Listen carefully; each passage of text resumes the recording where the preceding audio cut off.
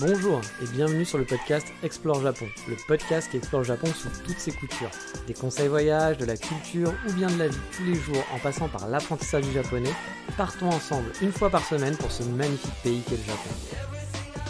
Le bruit et l'odeur, le bruit et l'odeur, le bruit du marteau-piqueur. Et oui, on commence en musique. Bah oui, bonjour à tous, j'espère que vous allez bien. Bon, ça va pas forcément parler aux plus jeunes d'entre vous, cette chanson de Zebda, oui, ça remonte. Mais on va parler de bruit et d'odeur au Japon dans l'épisode de cette semaine. Mais avant toute chose, il est temps de faire une revue rapide du sommaire de l'émission et on va bien manger à Kyoto pour pas cher dans un de mes spots préférés d'habitués de Kyoto Eat. On va aller voir la sœur des Sakura, rien que ça. Et pour finir, on va manger du chou sans hibou et pas sur des cailloux. Bref, on va déjà commencer par parler du bruit et de l'odeur, car le Japon c'est aussi des bruits et des odeurs particuliers pour moi en tout cas. Car oui, lors de mon premier voyage, j'avais été vraiment surpris par les odeurs, surtout à Tokyo à vrai dire, où dans certains quartiers ça sent la bouffe. Mais vraiment partout. On est vulgaire, ok, mais ça donne vraiment les crocs quand on se balade dans les rues de Tokyo. C'est quelque chose bien sûr qu'on ne sent pas partout, hein, forcément, mais dans beaucoup de rues commerçantes, ça sent tous les aliments possibles et inimaginables et ça vous donne vraiment envie de manger à n'importe quelle heure. Même dès le matin, ça commence à sentir le graillon et ça fait vraiment envie. C'est quelque chose qui m'avait vraiment marqué lors de mon premier voyage, pourtant je suis pas trop porté sur la nourriture, bon, hors sucré hein, bien sûr, hein, vous l'avez compris, mais je suis pas le spécialiste des restos au Japon, ça aussi vous l'avez compris, hein, c'était pas non plus dans ma tête un des focus que j'avais en venant au Japon. Et je sais, pour beaucoup, voyage veut dire resto, tester plein de trucs, des spécialités culinaires, s'en mettre plein la panse, et vous avez totalement raison. Mais moi, mon truc, vous le savez, c'est les cafés ou le côté sucré. Du coup, j'étais pas du tout dans ce mood-là en venant en vacances au Japon. Et pourtant, j'ai été totalement happé par les odeurs qui sortent des cuisines, mais vraiment de partout. Dans la rue, ça se mélange et comme je vous l'ai dit tout à l'heure, on a tellement envie de manger en permanence, c'est un effet qui est impressionnant à cause de toutes ces odeurs. Pour ceux qui sont déjà allés au Japon, je ne sais pas si vous avez vécu la même chose, mais pour moi c'est une caractéristique vraiment de mon premier voyage, quand je me remémore mon premier voyage au Japon, c'est les odeurs. Après on s'y habitue, etc., on vit dedans, mais la première fois qu'on arrive, on se dit, il y a un moment donné, on se dit mais c'est fou, ça sent vraiment la bouffe de partout, et ça donne vraiment super faim à n'importe quelle heure, hein, vraiment. Et autre odeur qui justement, je trouve, n'existe pas trop au Japon, c'est finalement le parfum. Vous savez, en France, si vous êtes en plus dans une grande ville, dans des transports en commun, à Paris par exemple, principalement dans un métro bondé, c'est souvent hyper chaud les odeurs de parfum. Enfin, je sais pas vous, mais moi vraiment c'est compliqué. Il y a des gens qui tombent dans l'eau de Cologne ou un parfum X ou Y, sûrement qu'ils ont payé une blinde, mais qui en mettent des tonnes et du coup c'est hyper chaud quand on est à côté, même si l'odeur est censée être bonne, quand on en abuse, voilà, c'est pas super cool. Et en plus, t'as toutes ces odeurs qui se mélangent. Ça te donne un truc très très très très difficile à sentir. C'est pas simple et on n'a qu'une envie, c'est de sortir, être à l'air frais et ne plus avoir ces odeurs dans le nez. Moi vraiment, ça c'est un des souvenirs aussi que j'ai du métro parisien par exemple. Mais au Japon, j'ai trouvé que les gens, ils se parfumaient pas trop. En tout cas, ça a pas l'air. Ou c'est fait délicatement. J'ai rarement été dérangé par une odeur, qui n'était pas forcément désagréable, hein, mais on va dire qui était trop présente. Je crois que j'ai jamais eu cette expérience au Japon. Alors qu'en France, comme je vous l'ai dit, ça m'arrive quand même assez régulièrement.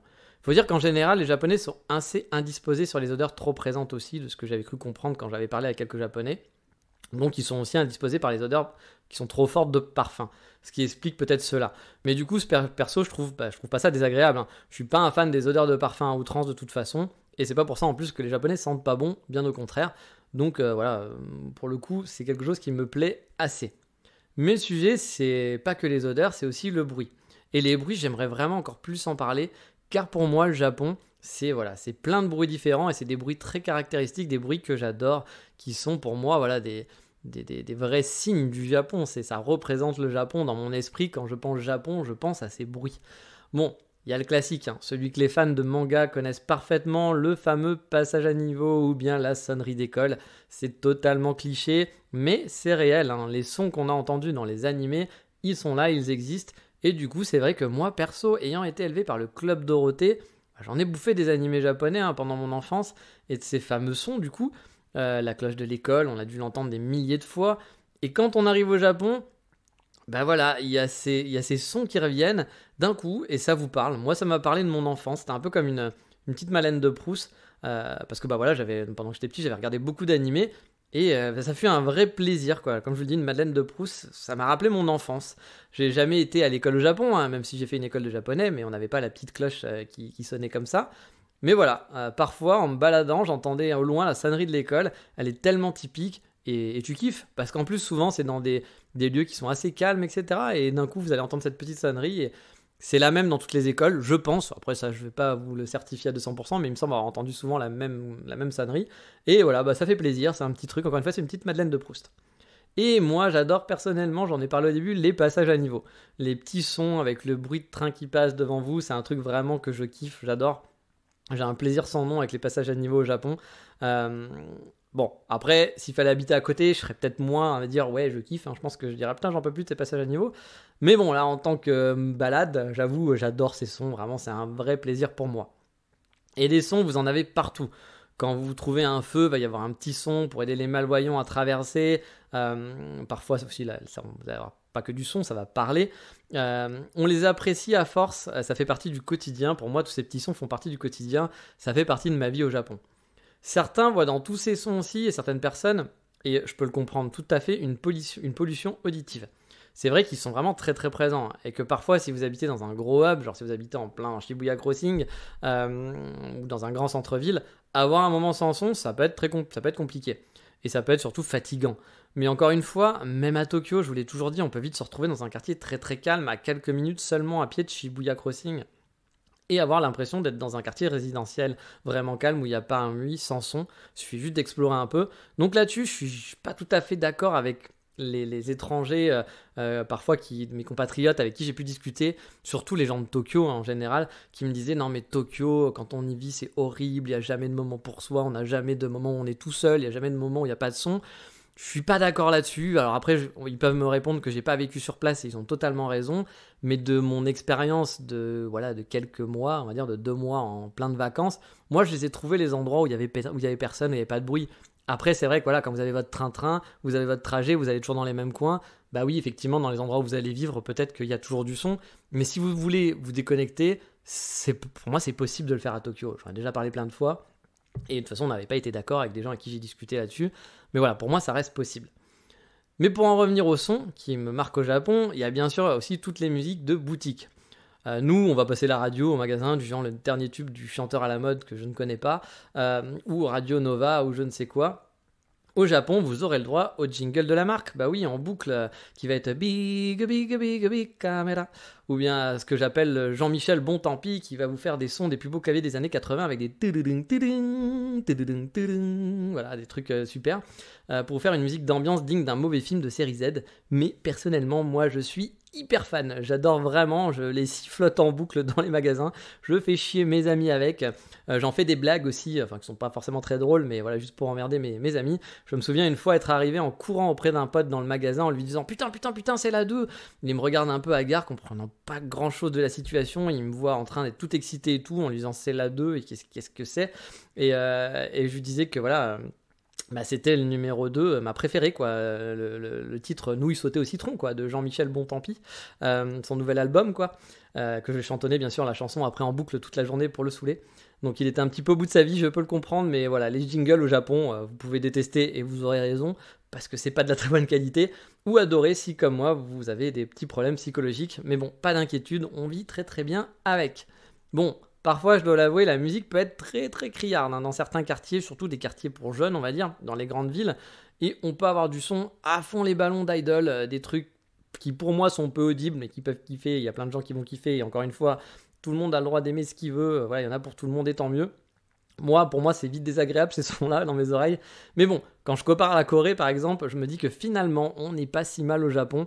Même dans ces quartiers-là, parce que la Corée, pour moi, c'était une horreur pour ça. C'était vraiment, dans certains quartiers, bien entendu, c'était pas dans tous, dans des quartiers très très jeunes, c'était fort, mais tellement fort. Chaque boutique faisait un concours de celui qui mettait la musique le plus fort dans la rue. C'était à fond les ballons dans chaque boutique. Ça doit être l'enfer de vivre dans une rue de jeunes commerçants au Japon, en Corée. Sauf si on aime la K-pop à bloc, donc là on doit être aux anges, bien entendu. Mais bon, vous l'avez compris, moi c'est pas trop mon truc. Et même si j'aimais la K-pop, je suis pas sûr que je kiffe les concours de qui a la plus grosse son. Voilà. Je suis pas sûr que ça me ferait kiffer d'entendre des trucs mais criards à longueur de journée. Mais voilà, on va revenir, des bruits, il y en a partout, vraiment partout. Le japonais aime les petits bruits, les petits jingles. Il y a même des bruits qui sont pas faits exprès, mais que j'adore, comme sur la Hankyu, donc une des compagnies ferroviaires du Kansai, qui vous permet d'aller de Kyoto à Osaka, entre autres, par exemple. Et dans le trajet, il y avait des bruits de... Je ne sais pas comment décrire ça pour que vous compreniez bien, mais nous on appelait ça les phoques bourrés à la bière, voilà. Qui devait être fortement... qui devait être le frottement des roues sur les rails, mais ça me faisait vraiment penser à un bruit de phoque totalement bourré qui faisait... Ouais, désolé pour ces petits sons, mais j'imite très bien le phoque. C'était devenu une private joke avec un pote. À chaque fois qu'on prenait la ligne, on pouvait pas s'empêcher de rire quand on entendait ce bruit si particulier. Bon, je suis pas sûr que ça va vous faire rire, hein, bien sûr, mais c'était devenu vraiment une private joke entre nous, et je dois dire que ce bruit de phoque, il me manque de ouf, vraiment, parce que je kiffais d'entendre ces phoques qui agonisaient dans le train. Je donnerais n'importe quoi pour entendre ces phoques au bout de leur vie, voilà. C'était un kiff. Dès que le train avançait ou que le train s'arrêtait dans une gare, j'entendais ces petits phoques qui étaient au bout de leur vie. Même parfois, on se faisait la réflexion, on disait, tiens, il est en forme, ou genre, c'est la fin de journée, il galère aujourd'hui. Des trucs débiles, hein, c'était des private jokes, mais c'est un très très bon souvenir pour moi, ces sons-là. Dans les gares aussi, il y a plein de petits sons, des petites sonorités propres à chaque station parfois même. Le Japon, c'est vraiment un monde de sons, de bruit. Je peux comprendre vraiment qu'on n'aime pas, que ça soit pas parfois trop pesant, trop envahissant. Mais moi perso, ça fait partie de mes petits plaisirs. C'est aussi pour ça que j'aime le Japon, ça fait partie de mon Japon en quelque sorte, de pourquoi je l'aime, et je trouve que c'est quelque chose qui le caractérise vraiment bien. Et encore une fois, pour moi, on peut tout de même trouver facilement, comme je l'ai dit, rapidement, au calme, même si on habite à Shinjuku ou à Shibuya, c'est facile de trouver une petite rue où il n'y aura rien, où tout sera très calme, où on va aussi entendre des bruits plus calmes, en quelque sorte, par les petites cloches, par exemple, aux fenêtres, qu'on peut entendre parfois, qui vont frétiller au vent, par les enfants qui vont jouer dans les ruelles en souriant, tout simplement, par les clapeurs de nuit aussi, hein, je vous en ai déjà parlé, hein. Ces petits clapeurs de nuit qui se baladent dans la ville, qui sont soit des gens pour le gaz, soit qui sont là des gens qui sont des moines ou des choses comme ça. Le bruit des chats ou des corbeaux du quartier, les cigales bien sûr l'été, qui peuvent être vraiment bruyants, hein, dans les coins qui sont plus campagne, mais qui sont aussi, tous ces sons-là sont des sons du Japon que j'apprécie. On pourrait faire un épisode super long sur tous ces sons caractéristiques au Japon, mais j'aimerais savoir si vous, il y a des sons aussi qui vous ont marqué au Japon, qui vous ont plus déplu ou que vous avez apprécié. Je serais curieux d'avoir vos retours là-dessus, donc n'hésitez pas à en parler, comme d'habitude en commentaire, vous connaissez, hein, sur la page de l'émission, d'en parler en message privé avec moi sur les réseaux sociaux. Mais on va s'arrêter là pour le focus de cette semaine, et on va aller voir du 100% Japon sur l'Insta de la semaine.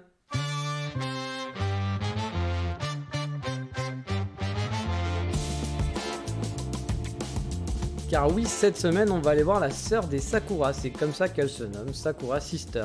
C'est une étrangère, je ne sais pas de quel pays elle vient, mais elle vit au Japon, je pense, depuis quand même quelques temps. Et elle adore poster des photos de choses qui vont faire très japonais, hein, qui vont ravir tous les touristes qu'on est. On va avoir des mochi, des jolis Sakura partout, ça va être des trucs très touristes, hein, très waouh, j'ai envie d'aller au Japon. Et les Sakura, forcément, c'est dans son nom, donc elle nous a pas menti. Ça fait un peu compte d'influenceurs Japon, je trouve. J'avoue, je suis pas forcément hyper fan des gens qui font trop compte d'influenceurs. Mais voilà, les photos sont quand même plutôt sympas. Ça a l'air vraiment une vraie amoureuse du pays. Et elle vous vend pas non plus plein de trucs, a priori. Parfois, il y a des gens qui font moins influenceurs, mais qui vont vendre des choses sans arrêt. Donc, elle, je la trouve pas désagréable pour ça. Je vous invite donc à découvrir son compte, surtout si vous avez envie de plein de belles images clichés du Japon, parce que ça fait du bien aussi parfois. C'est donc Sakura_Sister, je vous ai mis le lien qui va bien, vous connaissez la chanson. Mais là, on va aller un peu manger sur Kyoto, dans mon QG, un de mes QG, c'est mon QG, je pense que c'est là l'endroit où j'ai le plus mangé à Kyoto. Je vous dévoile mon endroit préféré pour manger à Kyoto. Waouh, quel suspense.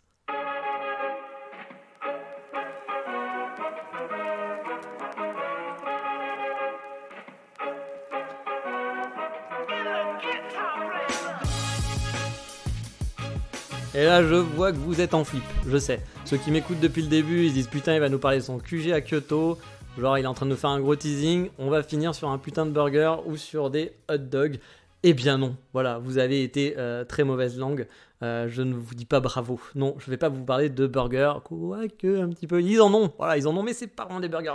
On va voir après. Non, je vais vous parler donc d'un restaurant. Je vous en parle pas souvent parce que je vous ai dit c'est pas ma spécialité.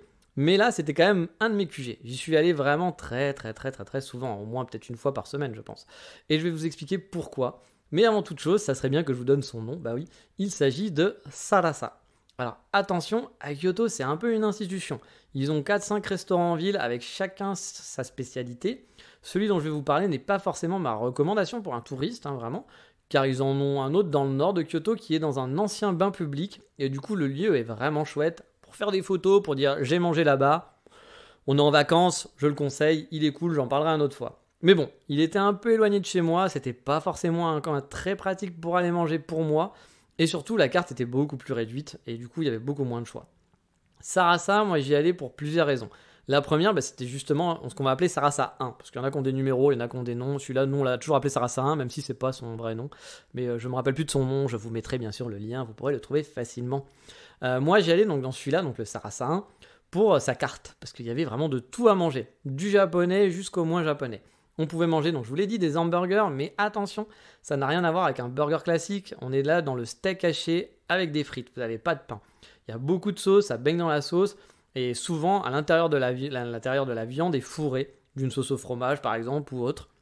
C'est assez spécial et parfois vous allez vous faire avoir, vous allez commander un hamburger au Japon et vous allez être un peu déçu parce que vous allez dire mais il est où mon pain, ça ressemble pas à un burger, c'est un steak haché que tu m'as servi mec.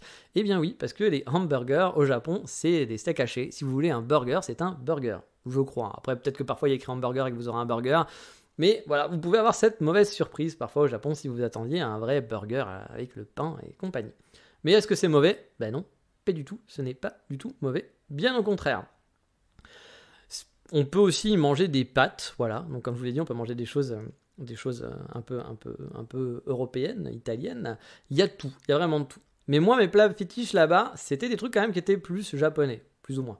Parce qu'il y avait aussi le riz au kimchi, pareil, que j'adorais là-bas. Il était vraiment paradin. En quantité, c'était vraiment très très gros. Il y avait du riz, un kimchi, du porc. C'était une grosse tuerie. J'avais même du mal à le finir pour vous dire tellement qu'on en avait. Et j'adorais aussi, et ça c'était vraiment mon truc préféré, leur karage au yuzu. Alors les karage c'est du poulet frit, et le yuzu c'est un genre de citron en quelque sorte. C'est pas vraiment un citron, mais c'est un genre de citron.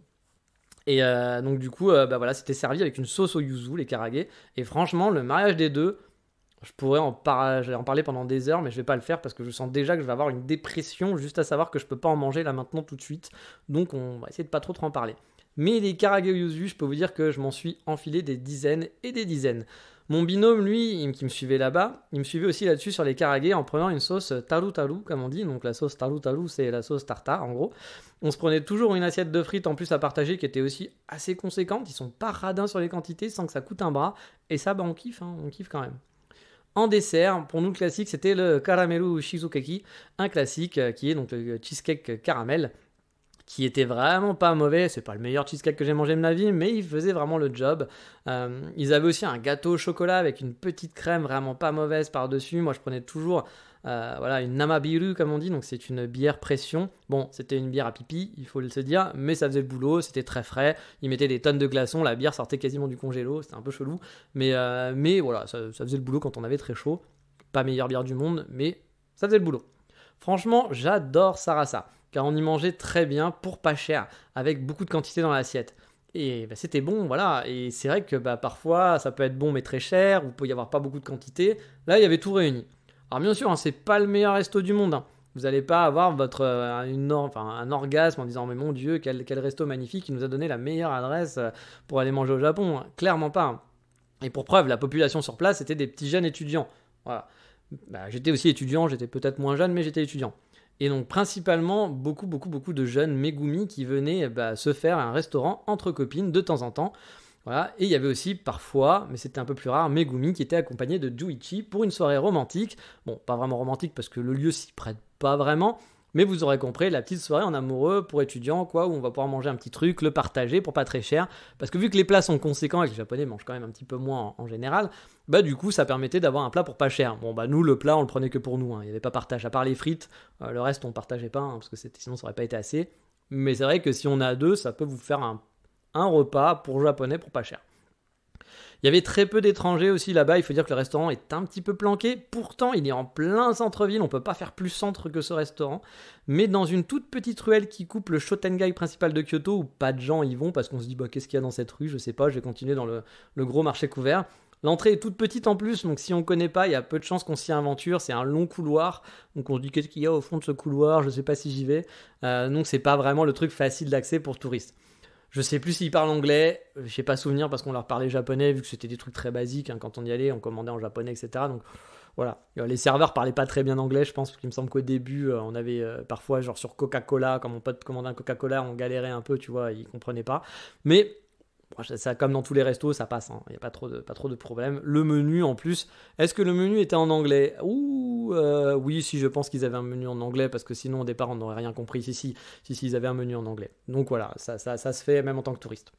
Moi, j'ai découvert ce resto parce que c'est une amie japonaise qui m'avait amené ici, et c'est vite devenu un de mes QG, je l'ai adopté direct. La journée, vous pouvez vous faire un café aussi et manger une pâtisserie, car Sarasa, c'est aussi une pâtisserie. Je vous en parlerai, une bakery qui existe, et donc ils inondent leur café et leur restaurant avec leur bakery, et elles sont pas mauvaises, je vous en reparlerai un autre jour. Pour moi, vraiment, Sarasa, c'est Kyoto, c'est une institution.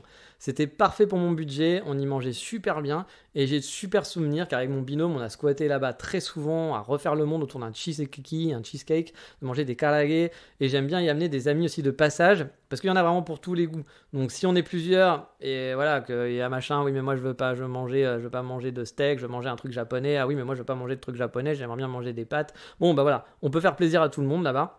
On peut grignoter, si vous voulez juste grignoter, pas faire un gros repas. Quelqu'un peut se prendre un café avec vous si vous êtes en train de boire une bière. Bref, voilà, c'est le truc où c'est convivial et c'est pratique. Il y a aussi des grands espaces, donc c'est ça qui est cool. J'avais aussi parfois l'habitude de me faire un yakisoba. C'est vrai que j'avais oublié des yakisoba, donc des nouilles avec du porc. Et franchement, il faut que j'arrête d'en parler parce que je vous mens pas, hein, je suis hyper nostalgique. J'ai qu'une envie, c'est d'aller me faire un sarasa avec mon pote qui vit encore à Kyoto, quoi. Vraiment, c'est pour moi un des très très bons souvenirs de ma vie là-bas. Et ce qui était cool, c'est que niveau place, c'était aussi assez grand. C'est sur 2 étages, ambiance très étudiante du coup, plein de posters de concerts, des mangas dans des étagères. Alors c'est pas un repère d'otaku, hein. Allez pas en dire c'est un manga café, on peut pas du tout, c'est pas du tout ça. C'est juste qu'ils ont quelques mangas. J'ai jamais vu quelqu'un prendre des mangas, je pense que c'est plus pour la déco, hein.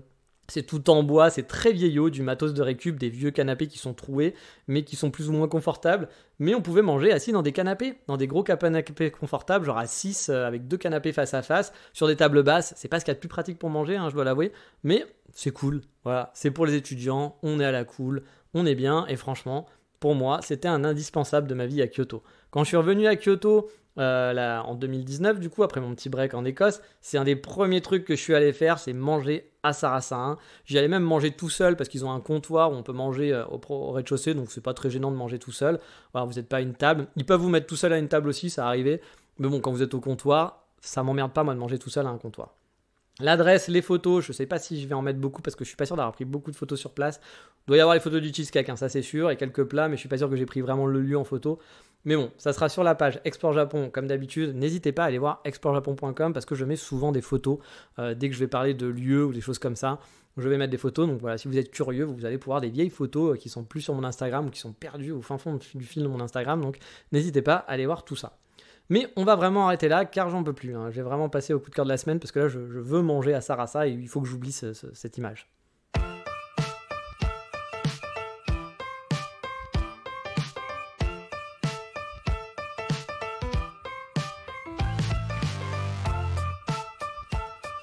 Et vu que tout ça m'a donné faim, j'ai envie de vous parler de bouffe dans le coup de cœur cette semaine. Bon, c'est pas du tout japonais, mais c'est un de mes petits plaisirs parisiens. Il s'agit des choux à la crème Popellini. C'est une marque qui a quelques boutiques dans Paris et qui ne vend que des choux à la crème. Ils ont des parfums traditionnels, traditionnel pistache, je sais pas si pistache c'est traditionnel, mais du chocolat, pistache, etc. Mais ils ont toujours 2-3 choux de saison. Et en ce moment, par exemple, c'est un chou à la tarte tatin, donc saveur pomme d'antan. Et c'est un véritable orgasme pour moi quand je mange ce petit chou. Je le kiffe, vous n'imaginez pas, je pourrais en avaler 250 d'affilée et vomir bien sûr après pendant toute la soirée, mais pendant ces 250, j'adore, je kiffe vraiment. Mais c'est vraiment donc un péché mignon. Dès que je passe pas loin d'Odéon Mabillon, je ne peux m'empêcher de me prendre 2-3 choux à manger pour aller me poser au jardin du Luxembourg ou en marchant. Et je ramène souvent à la maison, ça fait toujours plaisir à mon pote qui m'héberge et sa petite fille qui les kiffe aussi. Ils sont colorés, ils sont super jolis, ils sont vraiment goûtus. Bon, parfois il y a certaines saveurs qui font un peu chimiques. C'est pas que c'est pas bon, hein, mais on sent que ce sont des arômes qui sont... Voilà, c'est pas du naturel 100%, que ça va être plus des arômes, quoi. Et ça dépend vraiment des choux, en fait, à vrai dire. Mais je suis vraiment pas déçu, au contraire, je les dévore, je les adore. C'est un petit peu cher aussi, mais bon, que voulez-vous, quand on aime, on ne compte pas. Je vous ai mis des photos, vous pourrez les voir aussi, ça va vous donner sûrement envie. Bref, si vous êtes sur Paris, ils ont plusieurs boutiques, ils ont 3-4 boutiques je pense en ville. Laissez-vous tenter par les choux Popellini, vous ne serez pas déçus. Moi, c'est mon petit bonheur en ce moment quand je fais du petit takeaway. Je pars au jardin du Luxembourg avec mon petit chou et mon petit café et je suis content. J'ai fait ma petite balade du week-end. Mais voilà, va falloir que j'arrive maintenant car il faut que je mange. Vous l'avez compris, là maintenant c'est plus possible. J'en peux plus. Je vous abandonne, je vais aller partir manger. Donc, je vous dis à la semaine prochaine pour un nouvel épisode. Vous savez maintenant, qu'est-ce qu'on dit? Matane, mataraishu, bye bye, ciao.